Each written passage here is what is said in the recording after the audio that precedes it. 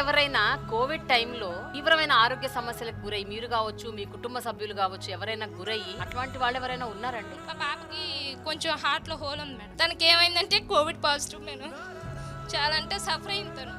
అది అసలు వచ్చేది కానీ నేనేం భయపడలేదు. అప్పుడు ఏమైందంటే పాపని తీసుకుని వెళ్ళాను మేడం, పెద్ద ఆసుపత్రికి తీసుకెళ్ళాక ఏం లేదమ్మా పాప అంటే పాజిటివ్ వచ్చిన ఆందోళనలో ఉంది, పాపకి హార్ట్కి అయితే ఏమవ్వలేదు. స్కానింగ్స్ అన్ని ఇమీడియట్గా చేపించారు మేడం. అక్కడ నేను చేసిన సేవే మేడం కారణం. సేవ చేద్దామనే ఉద్దేశంతో ఈ వాలంటీర్ వ్యవస్థలోకి వచ్చాను మేడం. సేవ చేశాను మేడం, అది నాకు ప్రతిఫలం అందింది మేడం. సచివాలయ స్టాఫ్ అయితే బిస్కెట్లు, పాపకు బాదం పప్పు, జీడిపప్పు అన్నీ మేడం. ఇంట్లో లేని వస్తువు లేదు. మేము క్వారంటైన్ నుండి వచ్చేసరికి అయితే ఇంటింపుగా సామాన్లే మేడం. అసలు ఏం వాడాలో ఏం తినాలో కూడా అర్థం.